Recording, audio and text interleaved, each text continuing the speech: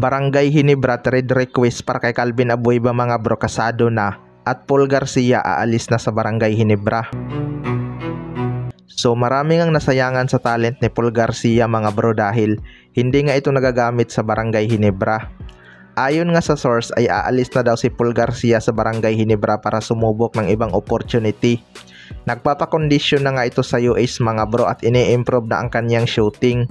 Mahihirapan talaga siya sa Barangay Ginebra dahil loaded nga ang kanilang guard position at maikli lang ang rotation ni Coach Timcon sa kanyang mga player. Ang iba nga nilang player ay nakakapaglaro lang kapag garbage time na. Kung hahanap itong si Paul Garcia ng ibang opportunity mga bro, hindi talaga malabong mag-improve ang kanyang talent. May skills naman kasi to mga bro, hindi lang na ilalabas dahil walang kumpiyansa. Masipag sana to sa depensa pero may mga bad selection lang talaga siya minsan sa kanyang shooting. Hindi kasi to nahihiyang tumira kapag nakahawak ng bola mga bro.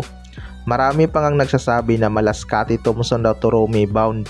Kung matatandaan nyo din mga bro, sa rookie season ni Scottie Thompson, sipag lang talaga ang kanyang puhunan dahil mahina nga siya pagdating sa opensa.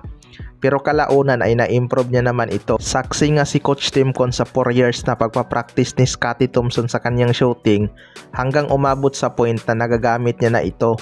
Naging complete package na nga siya ngayon. Sa kabilang banda naman mga bro, Barangay Ginebra trade request kay Calvin Abueva, kasado na.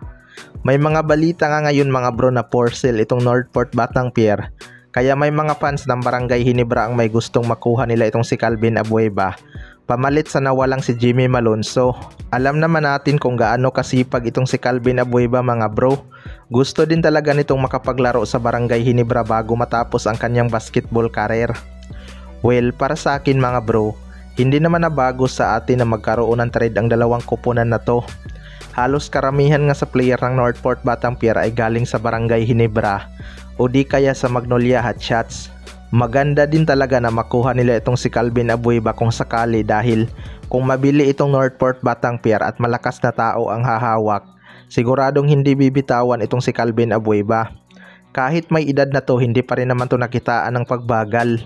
Katunayan, maganda pa nga ang kanyang naging performance bago matrade sa Northport Batanguer. Kapag nakuha ito ng Barangay Ginebra mga bro, kayang-kaya nga nitong punan ang naiwang butas ni Jimmy Malonzo dahil maaasahan naman to sa magkabilang dulo ng court. Mas masipag pa nga to kay Jimmy Malonzo mga bro.